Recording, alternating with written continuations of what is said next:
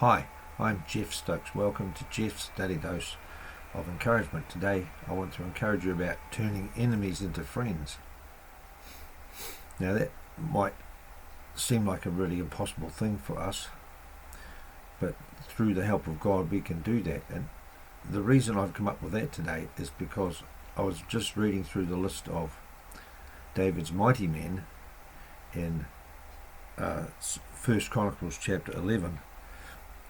And it's really interesting. I just noticed this today that there's an Ammonite, a Hittite, and a Moabite in amongst David's mighty men.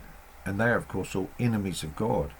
And actually, earlier in the chapter, it talks about Benaiah, the son of Jehoiada, one of David's top mighty men, slew some Moabites.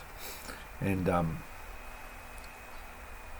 yet David had a Moabite as his friend. And in verse 39 it says he had Zelek the Ammonite. Then down in there's the most famous one, I guess, because for the wrong reasons, is Uriah the Hittite. And there's a guy called Ithmah the Moabite down in verse 46. So somehow these men decided to side with David, despite the fact that they were from the enemy camp, and they were all very loyal to David. So it is possible that your enemies can become your friends. It says somewhere in the Proverbs, I haven't looked it up, sorry, it just came to mind, that a man, if he lives right, basically can make his enemies to be his friends. And so that's possible today. I've heard of stories whereby people who had great animosity towards one another had turned and become great friends. Sometimes I had there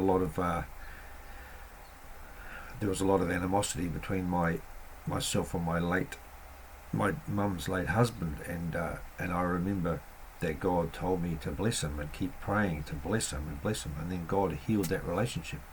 And it was still a bit prickly at times, but we got on. So,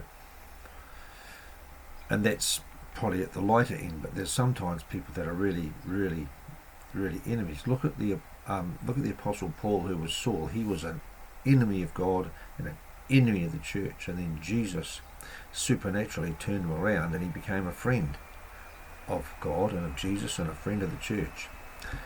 So God's into turning his enemies into friends. He laid down his life